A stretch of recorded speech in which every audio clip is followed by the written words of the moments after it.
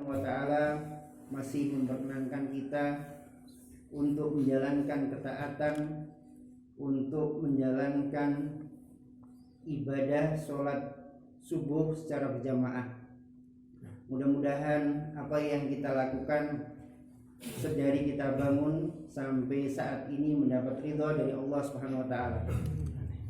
Kemudian sholawat serta salam tak lupa kita aturkan atas junjungan baginda Nabi besar Muhammad SAW sebagai penutup para nabi dan imam para rasul dan qudwah hasanah bagi kita semuanya yang menginginkan kebaikan di dunia maupun kelak kebaikan di akhirat.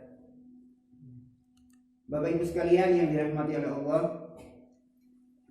bahwa di bulan yang penuh berkah ini, di bulan yang penuh maghfirah ini, kita semuanya memiliki harapan yang besar, memiliki cita-cita yang mulia, seperti yang dicita-citakan oleh orang-orang soleh terdahulu, yaitu agar ibadah yang kita lakukan pada bulan suci Ramadan ini menjadikan kita hamba Allah yang berpredikat takwa, la'allakum tattaqun.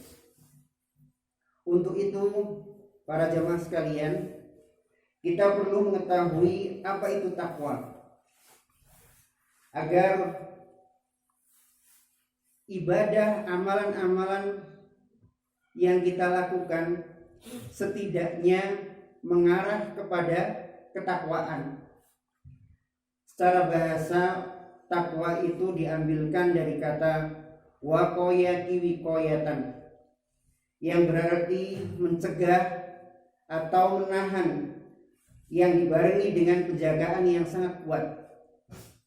Maka tak heran jika orang yang berpuasa, nuansa yang hadir adalah mencegah dan menahan diri, terlebih menahan dari hawa nafsunya. Kemudian para ulama mendefinisikan takwa atau yang disebut dengan pengertian istilah takwa hiya imtithalu awamirillah. Takwa itu adalah menjalankan perintah-perintah Allah, wajtinabu nawahihi, dan menjauhi apa-apa yang dilarang oleh Allah Subhanahu wa taala. Ini pengertian takwa yang pertama. Kemudian pengertian takwa yang kedua adalah wa yadkhulu fit taqwa al-kamilah, dan yang termasuk takwa yang sempurna adalah fi'lul khairat, fi'lul wajibat, menjalankan kewajiban-kewajiban, wa tarkul muharramat wa syubhat, dan meninggalkan hal-hal yang diharamkan oleh Allah dan perkara-perkara yang subhat. Perkara yang subhat yaitu perkara yang belum jelas antara hal dan haramnya. Nah, ini perlu untuk kita tinggalkan. Kemudian pengertian yang ketiga, warubama dakhala fiha ba'da dzalika. Kemudian setelah pengertian yang kedua tadi, pengertian yang ketiga adalah fi'lul mandubat wa tarkul makruhat, melaksanakan perkara-perkara atau hal-hal yang disunahkan dan meninggalkan perkara-perkara yang makruh. Wa hiya a'la darajati taqwa, dan ini merupakan derajat takwa yang paling tinggi. Jadi di antara pengertian takwa yang ada 3 pengertian. Pertama, secara umum takwa itu adalah menjalankan perintah Allah dan menjauhi larangannya. Kemudian pengertian yang kedua yang disebutkan, pengertian takwa secara sempurna adalah menjalankan kewajiban-kewajiban Allah, menjauhi yang diharamkan, dan juga menjauhi pula yang subhat. Dan pengertian yang ketiga adalah derajat takwa yang paling tinggi ya sudah tidak memikirkan lagi kewajiban-kewajiban, ya artinya bahwa kewajiban-kewajiban tersebut yang haram, yang subhat sudah otomatis, kalau yang wajib dikerjakan, yang haram ditinggalkan, dan yang subhat juga ditinggalkan, itu sudah secara otomatis. Nah sekarang untuk derajat takwa yang paling tinggi adalah mengerjakan yang disunahkan oleh Rasulullah SAW dan meninggalkan pula perkara-perkara yang makruh. Saudara sekalian, para hadirin jamaah sholat subuh yang dirahmati oleh Allah, dengan demikian untuk sampai ke derajat takwa, kita harus sebisa mungkin berupaya untuk menjaga kewajiban-kewajiban yang ditetapkan oleh Allah Subhanahu wa taala. Saya mengambil contoh seperti sholat yang diwajibkan bagi kita untuk kita kerjakan dalam sehari 5 waktu, sholat 5 waktu. Ya, ini yang merupakan salah satu rukun dari rukun Islam. Ya. Sebagaimana perintah Allah untuk menjaganya dalam surat Al-Baqarah ayat 238, hafizu 'alas sholati was shalawatil wusta wa qumu lillahi qanitin. Peliharalah, jagalah sholat-sholat itu. Maksudnya sholat-sholat yang diwajibkan. Was shalawatil wusta, dan sholat-sholat wusta. Para ulama dalam tafsir Ibnu Katsir, sholat wusta ini ada beberapa pendapat, ada yang mengatakan sholat subuh, ada yang mengatakan sholat zuhur, ada yang mengatakan sholat asar, dan ada yang mengatakan sholat isya. Ya, sholat wusta. Wa qumu lillahi qanitin, dan dirikanlah sholat-sholat tersebut dengan khusyuk.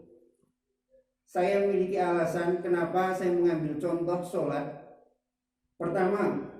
Alasan pertama bahwa sholat merupakan kewajiban yang tidak ada uzur untuk ditinggalkan. Jadi sholat 5 waktu itu nggak ada uzur bagi seorang hamba, bagi umat Islam untuk meninggalkannya. Baik sibuk, baik safar, atau mungkin sakit. Hatta sakit pun dalam kondisi yang mungkin sudah parah, terbaring, nggak bisa apa-apa, tetap dikenai kewajiban untuk menjalankan sholat. Kalau tidak mampu sholat sambil berdiri, maka sholat sambil duduk. Duduk pun tidak mampu, maka diperintahkan sholat sambil berbaring. Berbaring tidak mampu menggerakkan anggota badannya, maka sholatnya diperintahkan untuk menggunakan isyarat, ya, baik matanya ataupun bibirnya. Artinya sholat ini merupakan kewajiban yang tidak boleh ditinggalkan. Ada memang kriteria-kriteria yang dikriteriakan oleh Rasulullah SAW, ya, bagi 3 golongan yang boleh meninggalkan sholat. Nah, ini kita nonton buatan mungkin. Pertama, kata Rasulullah SAW, Rufi al-qalam anis salasa. Pena itu akan diangkat untuk 3 golongan. Artinya pena diangkat ini tidak dicatat. Artinya tidak diwajibkan untuk 3 golongan. Pertama, untuk anin naimi hatta yastaiqadha. Untuk orang yang tidur sampai orang tidur itu bangun. Jadi orang tidur, ya, yang tidur itu tidak dikenai kewajiban mendirikan sholat. Wa anisobi hatta yahtalima, dan buat anak kecil hingga dia balik, hingga dia dewasa, hingga dia mukallaf, dikenai kewajiban untuk mendirikan puasa. Selama masih kecil, ya, dia tidak dikenai kewajiban untuk sholat. Adapun orang tuanya tetap diperintahkan untuk mendidik dan mengajarinya sholat. Wa'mur ahlaka bis sholat wastabir alaiha, dan perintahkanlah keluargamu untuk mendirikan sholat serta bersabar di atas menjalankan sholat tersebut. Kemudian kriteria yang ketiga yang diberikan udzur oleh Rasulullah SAW, wa anil majnuni hatta ya'tila, dan untuk orang yang gila, yang hilang akalnya sampai dia kembali berakal. Jadi 3 kriteria orang tersebut yang diberi udzur oleh Rasulullah untuk tidak menjalankan kewajiban sholat 5 waktu dan kewajiban-kewajiban yang lain tentunya. Ya. Jadi pertama itu alasannya bahwa sholat ini kewajiban yang nggak boleh ditinggalkan. Bahkan mungkin sampai di ladang wonten saben wonten gegah tetap sholat harus didirikan. Ya, kalau dulu pernah di mana daerah Posong Kali Kidul niku wonten apa musolane nggih. Disediani musola. Saniki alhamdulillah waktu sholat pada pulang untuk melakukan sholat jamaah. Subhanallah, alhamdulillah. Ya. Kemudian selanjutnya alasan yang kedua bahwa sholat menjadi identitas bagi kita sebagai seorang muslim. Yang membedakan antara kita dengan orang kafir adalah sholatnya. Kata Rasulullah SAW, an Jabir bin Abdillah al-Ansari wa an abihi, dari Jabir bin Abdillah dari bapaknya, ani Nabi SAW annahu qala, bahwa dari Nabi SAW bahwa Nabi SAW bersabda, bainar rajuli wa bainal kufri wa syirki tarkus shalah, yang membedakan seseorang dengan kekufuran dan kesyirikan adalah meninggalkan sholat. Jadi identitas ini tidak boleh hilang. Jadi identitas itu tidak hanya berada di KTP yang kita simpan dalam dompet. Identitas itu ya kita buktikan dengan bukti sholat kalau kita seorang muslim. Selanjutnya alasan yang ketiga, bahwa sholat merupakan amalan yang kelak pada hari kiamat yang pertama kali akan dimintai pertanggungjawaban oleh Allah Subhanahu wa taala.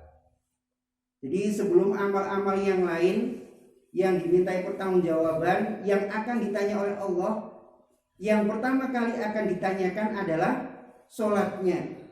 An Abi Hurairah radhiyallahu anhu qala, dari Abu Hurairah semoga Allah meridhoinya, beliau berkata, qala Rasulullah sallallahu alaihi wasallam, Rasulullah sallallahu alaihi wasallam bersabda, inna awwala ma yuhasabu bihil abdu yaumal qiyamah min amalihi as-shalah, atau dalam riwayat lain sholatuhu.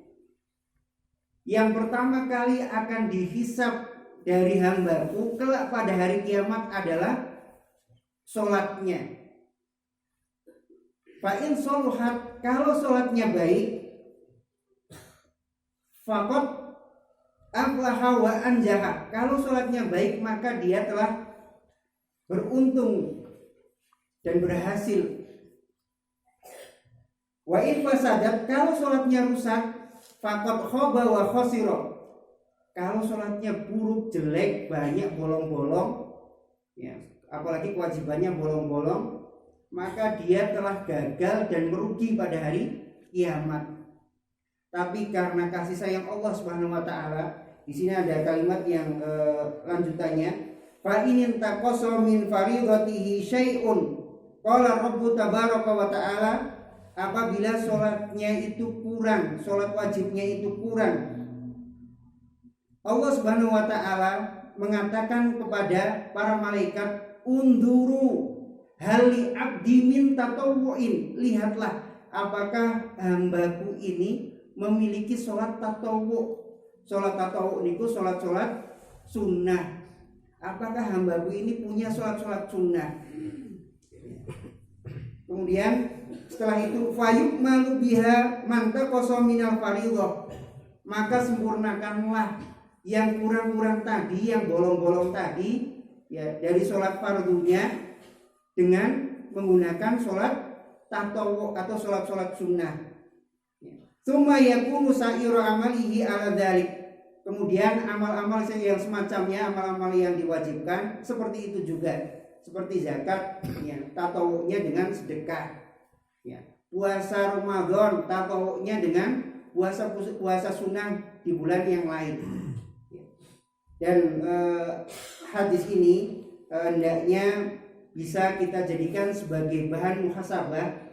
Barangkali selama kita mulai balik, mulai dikenai kewajiban untuk menjalankan kewajiban, pernah ya dulu meninggalkan sholat sekali, dua kali, atau mungkin barangkali seringkali meninggalkan sholat, maka melalui hadis ini kita sekarang banyak-banyak untuk mendirikan sholat tatawu atau sholat-sholat sunnah, dengan harapan mudah-mudahan sholat tatawu yang kita laksanakan, yang banyak kita lakukan, bisa nembeli kekirangan-kekirangan sholat fardu yang dulu pernah kita tinggalkan.